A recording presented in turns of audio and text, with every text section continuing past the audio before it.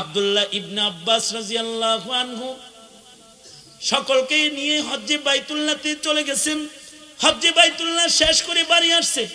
বাড়ি আইসা এই মাইয়িতের বিবির কাছে যা হাজিরা বলে, ও বোন, তোমার স্বামীকে রাস্তায় দাফন করলাম, কিন্তু তার কবরে সাপ বের হয়ে আসে, কারণ কি? তুমি কি তার কোনো গুনাহ সম্পর্কে জানো? মহিলা বলে, কত বলছি গুনাহ করো না, তারপরেও করত। কি গুনাহ করত সে? আমার স্বামী একটা তরকারি ব্যবসায়ী ছিল, সে ভালো তরকারিগুলো উপরে রাখতো, মন্দগুলা নিচে দিয়া ভালোগুলো দেখায়া নিচের মন্দগুলা সেল করে দিত। আমি বলতাম, স্বামী কম দামি আলাদা, বেশি দামি আলাদা বেচা যায় না, এভাবে ধোঁকা দিয়া বেচা কেনা কেন করো? মহিলা বলে, আমার স্বামী আমায় বলতো, আরে মাল কামাইলে এমনি কামাইতে হয়। এই পৃথিবীতে কিছু মানুষকে তার পরিবার ভালোবাসে, কিছু মানুষকে তার দল ভালোবাসে, কিছু মানুষকে সরকার ভালোবাসে, কারণ সে সরকারের পা চাটা গোলাম। খুন করতে কইলে খুন করে, গুম করতে কইলে গুম করে, আছে না? গুম করতে কইছে গুম করছে, খুন করতে কইছে খুন করছে, গ্রেফতার করতে বলছে গ্রেফতার করছে, গরম পানি ছাড়তে কইছে গরম পানি ছাড়ছে, বুলেট ছাড়তে বলেছে তো বুলেট ছাড়ছে। ন্যায় না অন্যায় এটা দেখে নাই, তার উপরে তার সরকার খুশি। সরকার তাকে সাধারণ পুলিশ থেকে ডিআইজি পর্যন্ত প্রমোশন অথবা পুলিশ সুপার পর্যন্ত প্রমোশন তাকে দিয়ে দিয়েছে, কারণ সে শাপলায় আলেমদের রক্ত ঝরায় জালেমকে সরকার হিসেবে ক্ষমতায় বসাইছে। তার উপরে তার সরকার খুশি। কিছু মানুষ উপরে মোদি দাদু খুশি, দাদা খুশি, ভারত খুশি তার উপরে। কোথাও জায়গা না পেলেও ভারতে জায়গা পেয়ে গেছে, কারণ ভারত খুশি। কিন্তু কিছু মানুষ আছে তাদের উপরে তাদের স্রষ্টা আল্লাহ খুশি। আল্লাহু আকবার বলেন। কিছু মানুষের উপরে খুশি কে? জোরে আওয়াজ করে বলেন, কে? আল্লাহ। এ আল্লাহ যাদের উপরে খুশি এরা হইল সফল।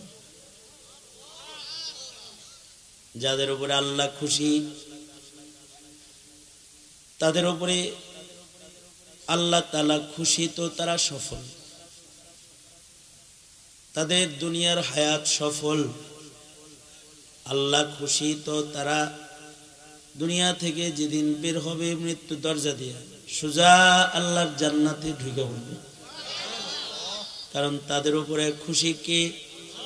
জোরে আওয়াজ করে বলেন, খুশি কে? আল্লাহ।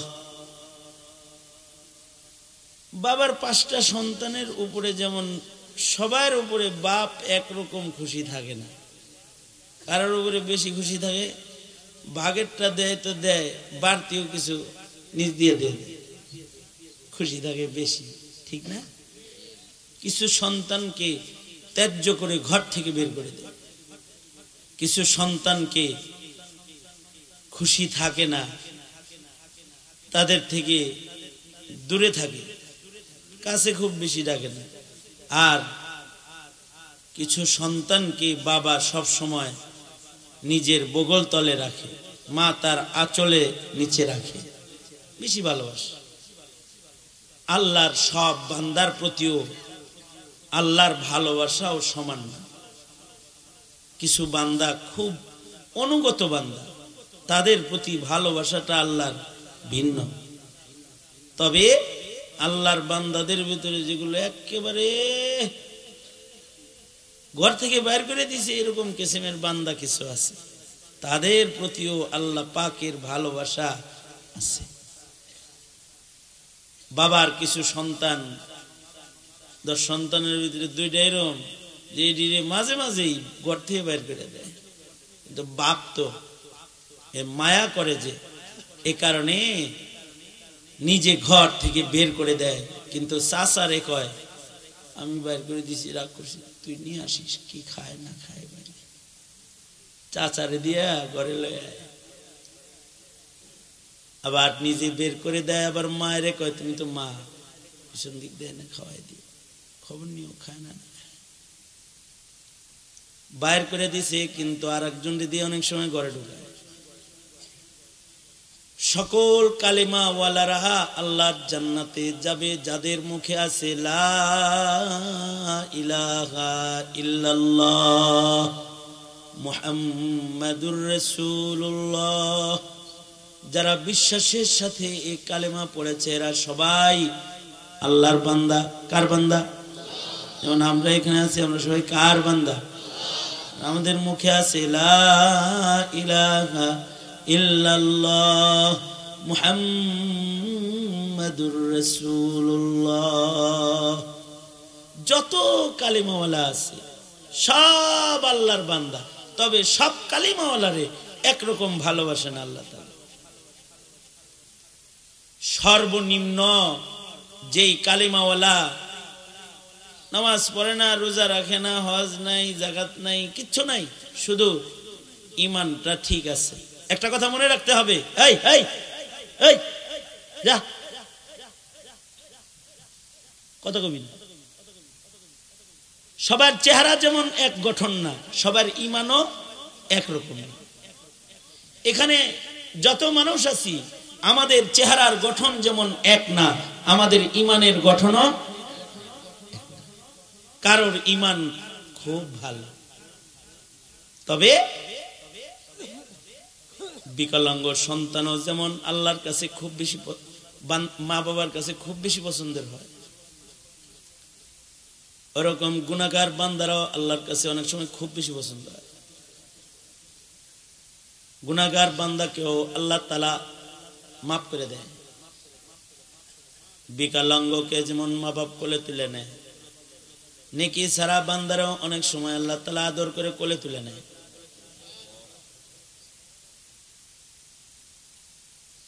আমরা যারা আছি, আমরা একটা জিনিস সব সময় খুব দুশ্চিন্তায় থাকি, ওলামায়ে দ্বীন যারা আছে, দুশ্চিন্তা হলো মুসলমানরা যেন তাদের ঈমান হারায় না ফেলায়,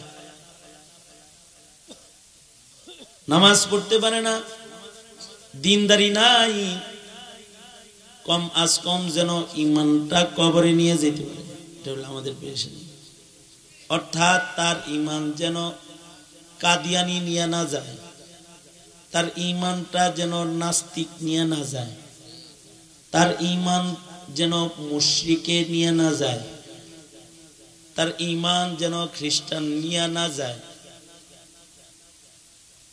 ওই যে এক মুরব্বী, উনি বিয়ে বাড়ি বেড়াইতে আসছেন, বাড়ি কই যেন নীলফামারী। কয়েকদিন আগে আমি নীলফামারীতে গেছি, ওখানে যা শুনলাম শত শত হাজার হাজার আশপাশে নীলফামারী, কুড়িগ্রাম, তারপরে পঞ্চগড়, হাজার হাজার মুসলমান কাদিয়ানি, হাজার হাজার মুসলমান খ্রিস্টান হয়ে গেছে। তার মানে মুসলমানের ঘরে জন্মাইছে, কিন্তু ঈমান কবরে নিতে পারতেছে না। অথচ যদি সর্বনিম্ন ঈমানও কেউ যদি কবরে নিয়ে যায়, তাহলে আল্লাহর রাসূল বলেছেন এই উম্মতের সবচেয়ে ছোট ঈমানওয়ালাকে আল্লাহ তাআলা যেই জান্নাতটা দান করবেন, সে জান্নাতটা এমন পৃথিবীর 10 পৃথিবীর সমান। কিছু কিছু কালেমাওয়ালা আছে, এদের আমল কম, আমল কম, এদের আমল কম, কিন্তু আমল কম হইলেও তাদের ঈমানের কোয়ালিটিটা একটু ভালো। এ কারণে হাদিস শরীফে আছে, কিছু সুখবর শুনেন, ঈমানের কোয়ালিটি ভালো হইলেও যে আমল কম হইলেও কিছু বান্দা মায়া দয়া পাবে, এটাও শুনেন। ঈমানের কোয়ালিটিটা একটু ভালো, অর্থাৎ একটু ভালো মানে নামাজ পড়ে না কিন্তু ওয়াজ শুনে, আছে না এমন কিছু? 5 ওয়াক্ত পড়ে না কিন্তু জুম্মার নামাজ পড়ে, আছে না এমন কিছু?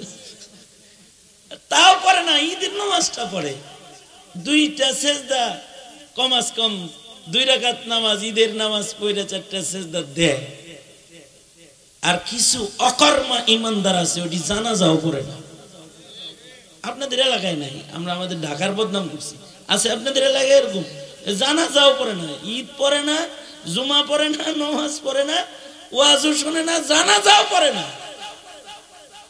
এরকম আছে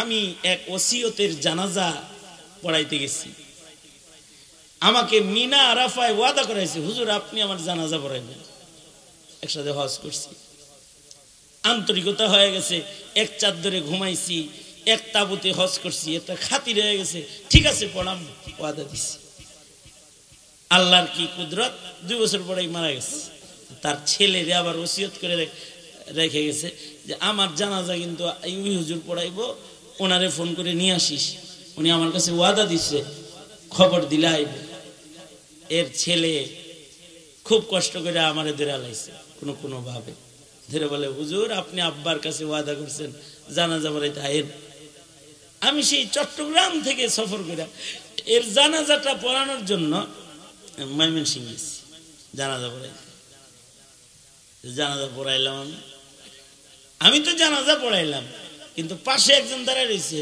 বয়ে রয়েছে চেয়ারে সবাই জানাজা পড়লো হে পড়লো না আমার ধারণা হইল আহারে এর লগে দেখি হিন্দু গোলকেও খুব খাতির গো মুসলমান তো জানা যায় আইছে হিন্দু এও হেরে দেখতে আইছে মরণের টাইমে জানাজা পড়ে না তো বয়ে রয়েছে যাক আসলে লোকটা খুব ভালো গো আমি আরো তার বক্ত হয়ে গেছি আর কি কিন্তু জানাজার পরে হের কাছে যাই কইছি ভাই আপনার নাম কি নাম মোহাম্মদ সহ নাম কইছে আমি বললাম আমি মুসলমান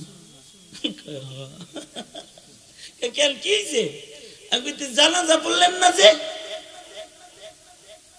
তেলে বাগুনে জ্বলে উঠছে আমার এই আপনারাই পেঁচ লাগান খালি আমার কয় আমি নাকি পেঁচ লাগাইতেছি কি পেঁচ লাগাইছি জানাজা তো 2-4 জনে বললে হয়ে যায় আলাল কিফায়া যে হে আমার ফতোয়া বুঝাইতেছে আর কি যে আপনারা পড়ছেন তাতেই এটা কি হয়ে গেছে আদায় হয়ে গেছে তারপরে কয় জানাজা কি নামাজ নাকি জানাজা তো দোয়া দোয়া আপনারা কাতারে দাঁড়ায় পড়ছেন আমি চেয়ারে বসে পড়ছি সমস্যা নাকি আমার লগে তর্ক শুরু করছে আমি তার সাথে তর্ক না করে বললাম যে না এই জন্যে বলি না কিন্তু আপনার একটা নেকির পুটলা ছুটে গেল এই দুঃখে বলতেছি কারণ আল্লাহর রাসূল বলেছেন কেউ যদি মুসলিম ভাইয়ের জানাজার নামাজ পড়ে তার আমলনামায় 1 কিরাত সওয়াব দেওয়া হয় সাহাবীরা বলে মাল কিরা ইয়া রাসূলুল্লাহ ওগো আল্লাহর নবী 1 কিরাত সওয়াব কাকে বলা হয় আল্লাহর রাসূল উহুদ পাহাড় দেখায়া বলে জানাজা পড়লে পড়ে এই উহুদ পাহাড় পরিমাণ সওয়াব আমলনামায় জমা হয় তাহলে তা আপনার চোখের সামনে একটা এক উহুদ পাহাড়ের সমান নেকির পুটলা গেছে আপনি ভেবলার মধ্যে চাইয়া রয়েছেন এই আর কি একজন আমার কয় হুজুর ওযু জানে না তো আমি কারে জানাজা পড়তে কোন ওযু জানে না ওই ওযু করতে দেন ওযু করতে হবে খাওয়া তর্ক করেন না তা আসে এরাও মুসলমান তার ইমানের কোয়ালিটিও একটা ইমান তার কালিমা আছে সে কিছু মাসালাও জানে বাংলা বই পড়ে কিছু দিনও জানে কিন্তু দিন জানাটা তার মানার জন্য না দিন জানাটা হলো তার তর্ক করার জন্য জানে তর্ক করতে জানে মানতে জানে না যদি খালি 4 খান তাকবীর পড়তো তাহলে এক উহুদ পাহাড় পরিমাণ সওয়াব আমলনামায় জমা হইতো আল্লাহু আকবার বলেন এক উহুদ পাহাড় পরিমাণ একটা নেকি হাসরের ময়দানে কেউ দিবে না বাবাও দিবে না মাও দিবে না এরাও মুসলমান তাহলে কোয়ালিটির ভেতরে কি আছে ব্যবধান আছে কিছু মুসলমান আছে তারা নামাজও পড়ে রোজাও রাখে দানিও রাখে মাদ্রাসাও চালায় দান সদকাও করে আলেমদেরকে ভালোবাসে আর কিছু আছে নামাজ পড়ে জিকির করে দাঁড়িয়ে রাখছে পাঞ্জাবি টুপিও আছে কিন্তু হুজুর করে জেলে পড়ে কোয়ালিটির একটা ব্যবধান আছে, তো ইমানের কোয়ালিটির একটা ব্যবধান আছে। কিছু মানুষ আছে তার সাথে খালি যত আপডেট ভার্সন ন্যাংটা হয় তার লগে খাতির জমে যায়, আর বোরকা দেখলে তার গালি আসে, পর্দা দেখলে পরে সে গালি দেয়, আর যত উলঙ্গ বেহায়া দেখে তার স্মার্ট স্মার্ট। কালিমাওয়ালা নামে শুরুতে মোহাম্মদ আছে, কিন্তু তার এই যে বুঝের ব্যবধান এর কারণে তার ইমানের গঠন কম আছে।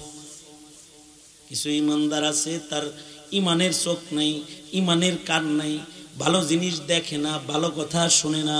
কিছু ইমানদার আছে তার ইমানের পা নাই, মসজিদের পথে সে হাঁটতে জানে না। কিছু ইমানদার আছে তার ইমানের হাত নাই, ভালো কাম হাত দিয়ে করতে জানে না। বিকলাঙ্গ ইমানদার আর অঙ্গ প্রত্যঙ্গওয়ালা ইমানদার, এই দুই ইমানদার কখনো আল্লাহর কাছে মোহাব্বতের দৃষ্টিতে সমান না। কিছু ইমানদারের গান ভালো লাগে, আর আপনারা যারা রাত বাজে 11:30 এইখানে বসে রয়েছেন, তার মানে আপনাদের কাছে কোরআন হাদিসের কিছু বাণী ভালো লাগে, কথাটা তাই না? একটু দোয়া, একটু মুনাজাত, একটু তাসবিহ, একটু আল্লাহর কাছে রুনাজারি, এটাও আপনাদের জীবনের একটি পর্বের নাম। যে আপনাদের জিন্দেগির এই পর্বে আপনারা তওবা করাটা পছন্দ করেন, যে আমার পেছনের গুনাহ মাফ হয়ে যাক।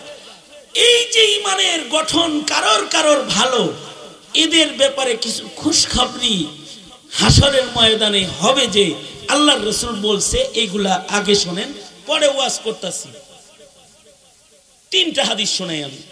একটা হাদিস হলো আল্লাহর রাসূল বলেন, হাসরের মাঠে এমন এক বান্দা যার গুনাহ কম, গুনাহ বেশি, নেকি কম, গুনাহ বেশি, গুনাহ বেশি, নেকি কম, কিন্তু তাকে আল্লাহ তাআলা বলবেন, এই আব্দুর রহমান বাসাইল, এদিকে কেউ থাকলে আবার মনে করেন না আপনার কথা কইছি, উদাহরণ দিয়ে এদিকে বান্দাটা কাছে যাবে। হাদিস আছে কাছে যাওয়ার পরে সুবহানাল্লাহ বলার লেগে রেডি হয়ে বসে, না কি কইেন না, আমি খবরটা দিয়া লই, তারপরে সুবহানাল্লাহটা বললেন ভালো। আল্লাহ তাআলা বান্দার কুদরতি হাত বান্দার মাথায় রেখে বান্দার কানে মুখ লাগায়া আল্লাহ বলবে, তোর তো ঈমান ভালোই ছিল, এত গুনাহ করছিলি কেন? এই কথা আল্লাহ বলবে।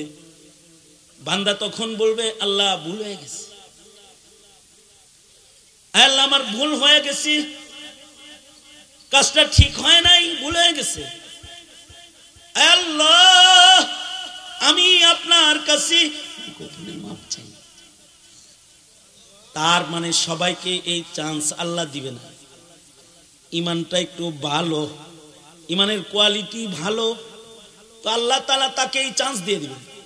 আল্লাহ তখন বলবেন, যা বান্দা, মাপ যেহেতু চায় ফেলছ, আমার একটা নাম গফফার, আমার আর একটা নাম সত্তার, আমি তোরে মাপও করে দিলাম, আর সত্তার নাম দিয়া তোর গুনাহগুলা ঢাইকা দিলাম, কেউ দেখবে না, যা যা তোকে জান্নাত দান করলাম। এই যে আল্লাহ তাআলা গুনাহগার, কোন গুনাহগার কেউ যে এই মায়াটা আল্লাহ যে করবেন, যাকে তাকে করবেন না। আমল কম হইলেও তার ইমানের কোয়ালিটি ভালো হইতে হবে। আরেকটা কথা হলো, ওই যে আমি আগে বলছি না, যে আব্বাই বাইর করে দিয়া চাচারে কয় আমি বাইর করে দিছি, তাতে কি তুই লয়া? ছেলে তো কই যাইবো, কই খাইবো, রাত্রে কই থাকবো, নিয়ে ছোট বাইরে বানাই দিস। কিছু কিছু বান্দাকে তার গুনাহ বেশি হওয়ার কারণে দোজখের দিকে পাঠিয়ে দিবে, কিন্তু আবার দারুল উলুম নুরানি মাদ্রাসার হাফেজ সাহেবকে বলবে, আপনার একটা ছাত্র না লজিং ছিল, নিয়ে আয়। সুবহানাল্লাহ, আগামীকালকে বললেন, অথবা কোনো আলেমের সাথে ভালোবাসা ছিল, মোল্লার লগে আদাওয়াতি না, পিরিত পিরিত মোহাব্বত ভালোবাসা খালি তোমার নায়কের সাথে, নায়িকার সাথে, গায়কের সাথে, গায়িকার সাথে। আর দুষ্ট সম্পর্ক, গালির সম্পর্ক করছো মৌলবীর সাথে, কাকমুল্লা কও, রাজাকার কও, এত গালিগালাজ দাও যে তারে তোমার ভাল লাগে না। হাসরের ময়দানে শাফাআতটাও তুমি পাবা না, পাবা না, তোমাকে ডেকে আনা হবে না।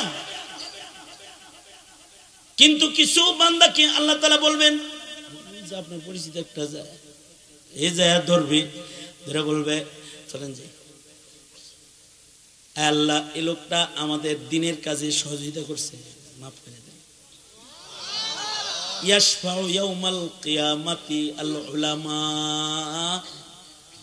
আলেমদের দিনের কাজে সহযোগিতা করেছে, তো এই সহযোগিতার কারণে ময়দানে মাহশরে গুনাহগার হওয়ার পরেও সে শাফাআত পাবে। আল্লাহ তাআলা জাহান্নাম থেকে তাকে সরাইয়া জান্নাতি হিসাবে আল্লাহর জান্নাত দান করবে। 5 ওয়াক্ত নামাজ পড়ে নাই, বাট নামাজের একটা মায়া ছিল, নামাজ সুইটা গেলে বলতো। তার মানে কি? ইমানের কোয়ালিটি ভালো, করতে না পারার আফসোসের আরেকটা গঠন ইমানের, এটা তার ভিতরে আছে। এবার তার বেলায় কেমন হবে? তার বেলায় এমন হবে যে তার অজুর অঙ্গের চমক চমকাইতে থাকবে। আর বাবা আদমকে দিয়ে, এক হাদিসে আছে, ডাক দেওয়া হবে, বাবা আদম ডেকে বলবে, ইয়া মুহাম্মদ, ওই যে দোজখে লয়ে গেল, হাত পাও চমকাইতেছে, দেখা মনে হয় তোমার উম্মত। আল্লাহু আকবার বলেন। গুনাহ কিন্তু বেশি, গুনাহ কিন্তু বেশি। আল্লাহর রাসূল যায় বলবেন, এই ফেরেশতারা কই লয়ে যাও? ফেরেশতারা বলবে, নেকি বদি ওজন করেছি, নেকির পালা হালকা, গুনার পালা ভারী, তাই দোজখে লয়ে যাই। আল্লাহর রাসূল বলবেন, ফেরেশতারা মনে কিছু নিবা না, ওজুর অঙ্গ দেখে বোঝা যায় আমার উম্মত, তাই আমার সামনে আবার নেকি বদি ওজন করো। জাহান্নামের গেট থেকে টাইনা নিয়ে আসবে, আইনা নেকি বদি ওজন করাবে। আল্লাহ তাআলা তার হাবিবকে অথরিটি দিয়ে দিবেন শাফাতের। আল্লাহর দোস্ত নিজের হাত নেকির পালায় রাখবে, মতান্তরে কালিমা লেখা টুকরা রাখবে, মতান্তরে দরুদ লেখা টুকরা মিজানের নেকের পালায় রাখবে।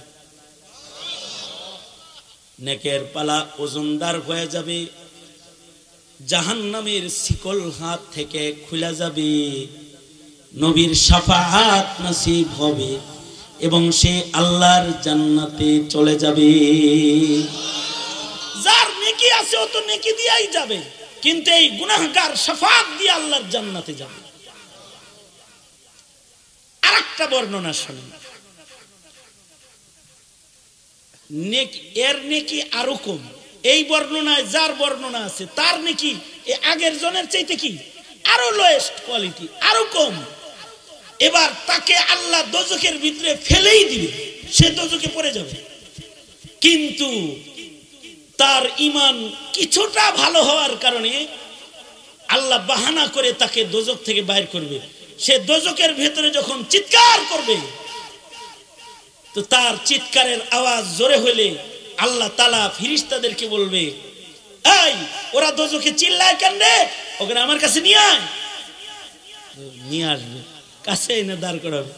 আল্লাহ তাআলা কাহার আর জালাল নিয়ে বলবে, এই ভেতরে চিৎকার করিস কেন, চুপচাপ যা, যা দোজখে, আর আওয়াজ করবি না, জাহান্নামে যা। নির্দেশ করবেন আল্লাহ, আবার যাইতে নির্দেশ করবে। ধমকি দিয়া যখন দোজখে যাইতে আল্লাহ তাআলা নির্দেশ করবেন, দুনো বান্দা দোজখের দিকে রওনা করবে। কিন্তু রাসূল বলেন, এদের ভেতরে একজন আল্লাহর দিকে ফিরা ফিরা যাবে আর দোজখের দিকে যাবে। আল্লাহ তাআলা বলবেন, কিরে দোজখে যাইতে কইছি, আমার দিকে চাস কেন? বান্দা বলবে, আল্লাহ ওয়াজে শুনছি তুমি রহমান, তুমি রহিম, তোমার দয়া অনেক, তুমি দয়ার সাগর মালিক, দোজকে যাইতে বলছো, দোজকে যাই, কিন্তু তোমার ওই মহান দয়ার সাগর থেকে দয়ার আশায় তোমার দিকে ফিরা ফিরা চাই। আল্লাহ তাআলা বলবি আমার রহমতের উপরে তোর যেহেতু ঈমান আছে, যা তোরে আর ফেললাম না, এই ফেরেশতারা ওরে জান্নাতে ঢুকায় দাও। আর আরেকজন দোজকের দিকে যাইতে থাকবে। রাসূল বলেন আল্লাহ তাআলা তাকে বলবে, কিরে বান্দা তুই দেখি খালি সামনে যাস, আমার রহমতের উপরে তোর বুঝি কোনো ঈমান নাই? বান্দা তখন ঘুরা বলবে, আল্লাহ দুনিয়াতে কত নির্দেশ করছো, দুনিয়ার নির্দেশগুলা মানি নাই, আজকে তোমার মুখ দিয়া সরাসরি তোমার বান্দার একটা নির্দেশ করছো দোজকে যাইতে, আজকে তোমার এই নির্দেশটার সম্মানে দোজকে যাইতাছি। আল্লাহ তোমার নির্দেশটা পালন করে আমি যে তোমার বান্দা এটা আমি প্রমাণ করতেছি। আল্লাহ তাআলা বলবেন, তোর যেহেতু আমার নির্দেশের উপরে ঈমান আছে, আমার নির্দেশের সম্মান যেহেতু তোর ভেতরে পাওয়া গেছে, তোর ঈমানের এই কোয়ালিটিটার কারণে আমি তোকে দ্বিতীয়বার দোজকে ফেললাম না, যা বান্দা মাফ করে দিলাম, যাও সোজা জান্নাতে চলে যা। কিছু মুমিন আছে এদের হাত ধরে যদি বলে চলেন মসজিদে যাই, তো তারা রাগ করে না, যায়। আর কিছু আছে বলে যে আইতাছি, কাপড় একটু না পাক পাল্টায় আইতাছি, তার মানে না না অজুহাত হইলেও তাও একটু ভালো কথা কইছে। আর কিছু আছে চলেন যাই, হেই মিয়া আমার নামাজ আমি পড়বো, আপনি কেডা? হের ইমানের কোয়ালিটি কিন্তু এই তিনজনের ভেতরে লোয়েস্ট কোয়ালিটি। হেডটা হে যায়ও না, কোনো নরম কথাও কয় না, উল্টা যে তাকে নামাজের জন্য ডাকছে তাকে বুইরা আঙ্গুলি দেখা, শরীয়ত মানেও না, শরীয়তের উপরে আমল করেও না। আলেমরা যদি শরীয়ত বলে তো আলেমের উপরে ক্ষিপ্ত হয়ে যায়। এর ইমানের কোয়ালিটি ভেরি লোয়েস্ট কোয়ালিটি, খুব নিম্নমানের কোয়ালিটি। এমন নিম্নমানের কোয়ালিটিওয়ালা ইমানদারদের দোজখ থেকে বের হওয়া অনেক কঠিন হবে। মনে মনে ভাবতে পারেন রইলাম নয় কয়দিন দোজখে, তাই কি হইছে? কিন্তু দোজখ তো এমন জায়গা যেখানে এক সেকেন্ডও থাকার উপযুক্ত আমরা, ওইটা এক সেকেন্ড থাকার জায়গা না। কারণ দোজখের আগুন ভয়ঙ্কর আগুন। আপনারা যারা দিন দরদি, আপনারা যারা ওয়াজ শুনে তওবা করতেন, তওবা করে আবার গুনাহ হয়ে যেত, নেকির কাম করেন নাই, কিন্তু একটা দরদ আছে, দিনের দরদ, আল্লাহর হুকুমের দরদ যাদের আছে তাদের আশ্চর্য আর একটা মায়া আল্লাহ পাকের পক্ষ থেকে নসিব হবে, এটা শুনেন। এজন্য আমার এই আলোচনার, এই যে এতক্ষণ যে আলোচনা করলাম, এর অর্থ হইল নামাজ পড়তে না পারলেও নামাজের ডাক দিলে চেতবেন না, মিয়া চেতলে পরে কাম হইছে, শেষ হইব ইমান, রাজ্ঞা যাইবেন না। আবার দুনো হাত তোলেন। আল্লাহ এই দেখেন এরা ফজর পর্যন্ত ওয়াজ শোনার ওয়াদা করছে, এদেরকে ফজর পর্যন্ত নেকি দিয়ে দেন। হ্যাঁ জোরে আওয়াজ করে বলেন আমিন। হয় নাই চিল্লায় জোরে করে বলেন আমিন। আচ্ছা এই কথাটা বুঝার জন্য আমি যে আপনাদেরকে ফজর পর্যন্ত নেকি দেওয়ার কৌশল করে আপনাদেরকে এই ওয়াদাটা করাইছি, এইটা বুঝার জন্য আরেকটা কথা শোনেন। বুখারী শরীফের পয়লা হাদিস কি? বইয়া রইছেন কে? জানেন না এটা? এটা তো আমাদের দেশের পিচ্চি বাচ্চা বেডি জোয়ান বেডি সবাই জানে। কিসের হাদিস? নিয়তের হাদিস। কিসের হাদিস জোরে বলেন? নিয়তের হাদিস। এবার নিয়তের বহুত ওয়াজ শুনছেন, আমি আজকে একটা ছোট্ট ওয়াজ এই হাদিস থেকে আপনাদেরকে শোনাই। সেটা হলো নিয়তের হাদিস ইমাম বুখারী কেন প্রথম আনলেন। তার একটা কারণ হলো হাসান বসরি রহমাতুল্লাহ আলাইহি বলেছেন, নিয়ত তো এমন আশ্চর্য জিনিস, এটা করার সাথে সাথে আল্লাহ নেকি দান করেন। তাহলে কেউ যদি নিয়ত করে যে মনে করেন চোখ বন্ধ করে নিয়ত করেছে, আল্লাহ হুজুর এত কিছু কইল, আর জীবনে কোনোদিন 50 বছরে যদি হায়াত দেওয়া, আমি আর কোনোদিন তাকবীরুল্লাহ ছাড়া নামাজ পড়তাছি না। যদি খালি চোখ বন্ধ করে এই নিয়তটা করে আলায়, কালকে যদি সে মারা যায়, নবীর হাদিস প্রমাণ করে 50 বছরের তাকবীরে উলার নামাজ সহ হাসরে দাঁড়াবে। কালকে মারা গেল। তাইলে আপনাকে যে ফজর পর্যন্ত নিয়ত করাইছি আমি, এতে কি আপনাদেরকে ঠকাইছি না জিতাইছি? এত বড় জিতটা হওয়ার পরে এখন তো আমাকে ইচ্ছা করলে এখনই ছুটি দিয়ে দিতে পারেন আপনারা, কারণ সব কিন্তু ফজর পর্যন্ত জমা হয়ে গেছে অলরেডি। সুতরাং শুনলে হইব সব, না শুনলেও সব হইব, সব তো পেয়ে গেছেন। এবার তাহলে আমি ছুটি পাওয়ার কি কে কইছে জানেন না? এই এতক্ষণ কত কিছু বললাম জানছেন? আচ্ছা শোনেন, এইটা বললাম একটা। আরেকটা হলো এই উম্মতের আশ্চর্য আরেকটা জিনিস হলো তওবা, যেটা করার সুযোগ এখন আপনাদের। তওবা এত আশ্চর্য জিনিস। তওবার মাধ্যমে, কথাটা খেয়াল করে শুনলে সুবহানাল্লাহটা বাইরে তাড়াতাড়ি, তওবার মাধ্যমে বাম পাশের গুনাহগুলো নেকি হয়ে ডান পাশে চলে যায়। হয় নাই? না না না, আরেকটা খবর শুনালাম, তারপরে সুবহানাল্লাহ ভালো করে কর। আরেকটা খবর হলো, শুধু এই বাম পাশ থেকে নেকি ডান পাশে আসে তা না, উলাইকা ইবাদুল্লাহু সাইয়্যাতিহিম হাসানাত, শুধু এতটুকু না, যেই ফেরেশতারা গুনাহগুলো লিখেছে, এই ফেরেশতার মাথা থেকে আল্লাহ তাআলা গুনার চিত্র ভুলাইয়া দেয়, ডিলিট করে দেয়, তার মাথায়ও থাকে না। সে হাসরে বলতেও পারবে না যে বান্দা গুনাহ করছে, আল্লাহ তার ব্রেন থেকে আউট করে দেয়। এটা গুগলের ডিলিট পজিশন না যে 2 বছর পরে আবার ফাইল ফেরত আনন্দ যাবে। এইরকম পাওয়ারফুল একটা আমলের নাম হলো তওবা। তা আমি আপনাদেরকে শোনাইলাম 40 বছর সাঈদ ইবনে মুসাইব তাকবীরে উলার নামাজ পড়েছেন। 40 বছর সাঈদ ইবনে মুসাইব আজানের আগে মসজিদে প্রবেশ করেছেন। ইমাম আবু ইউসুফ প্রতিদিন 200 রাকাত নফল নামাজ পড়েছেন। ইমামে আজম আবু হানিফা 40 বছর রাতের ঘুম হারাম করে ইবাদত করেছেন। বলা হয় এশার ওযু দিয়া ফজরের নামাজ আদায় করেছেন।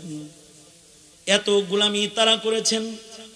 কিন্তু আপনি যদি এমন হন যে আপনার 40 বছরে 5 ওয়াক্ত নামাজ একদিন পড়ছেন নাই, 50 বছরের ভিতরে বিশুদ্ধ 5 ওয়াক্ত নামাজ আপনার আমলনামায় নাই, আপনি যদি এমন গুনাহের বড় পাহাড় নিয়েও আজকের মাহফিলে বসে থাকেন, তাহলে আমি আপনাকে সুখবর দিতে আমার খুতবায় আল্লাহর কালামের একটি আয়াত আপনার কানে থ্রো করেছি। আল্লাহ তাআলা বলছেন, আমার যে গোলামটা বিনয়ের অবতার সেজে তওবা করবে, তাকে আমি আল্লাহ ভালোবাসি। গুনাহগারের ভেতরে ওই সকল গুনাহগার যারা আল্লাহকে বলে, ওগো আল্লাহ,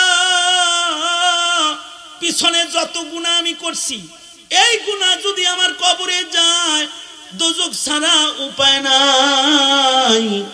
এই গুনাহ যদি কবরে যায়, কবরের ভেতরে সাপ আসবে, বিচ্ছু আসবে। কারণ বান্দার গুনাহের কারণে কবরের আযাব হয়, বান্দার গুনাহের কারণে কবরের মাটি চাপ দেয়। বান্দা যদি জুলুম করে, কবরের ভেতরে তাকে আল্লাহ তাআলা শাস্তি দেয়। আর বান্দা যদি নেককার হয়, তার কবরটা আল্লাহর জান্নাতের বাগান হয়। আল কবরু রাউযাতুম মিন রিয়াজিল জান্নাহ আও হুফরাতুম মিন হুফারিন নার। সাহাবী ইবাদত করেছে আর সারা জনম দোয়া করেছে। এক সাহাবী, ওগো আল্লাহ, আমাকে কবরে কোরআন পড়ায়ো, তোমার কোরআন পয়রা আমার তৃপ্তি মিটে নাই, ও আল্লাহ কবরেও আমাকে কোরআন পড়ায়ও।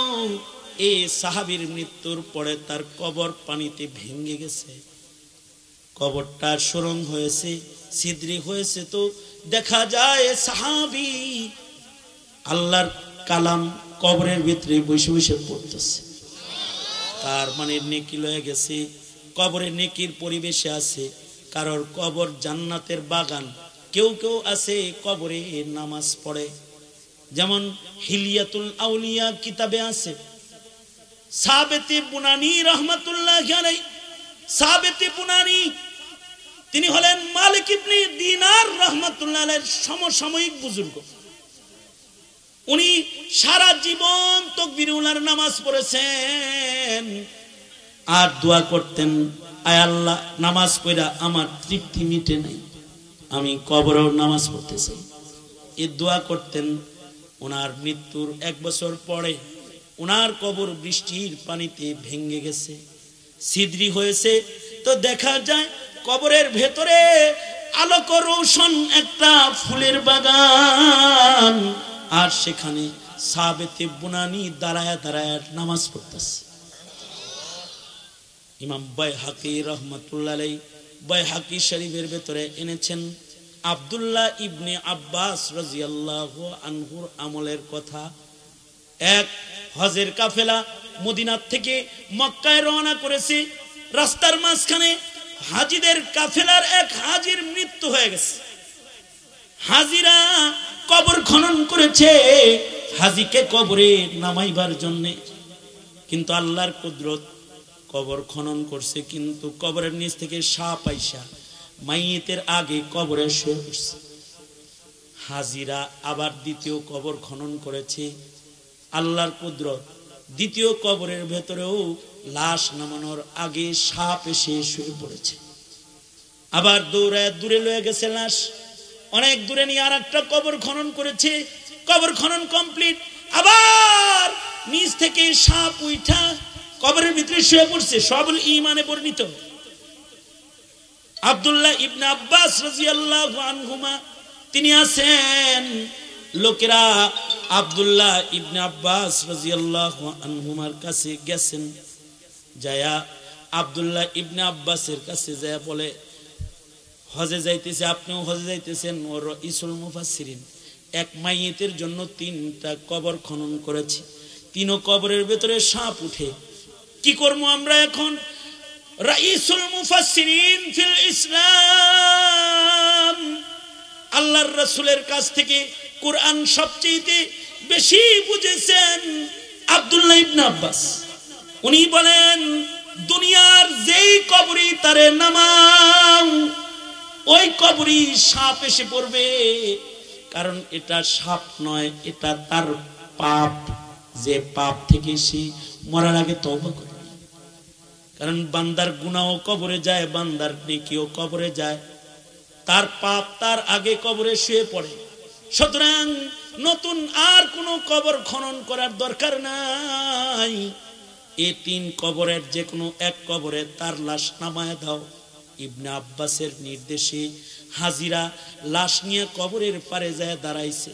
সাপটা আস্তে করে গর্তের ভেতরে চলে গেছে, লাশটা নামাইছে, সাপটা আবার বের হয়ে লাশটাকে পেঁচায় ধরেছে।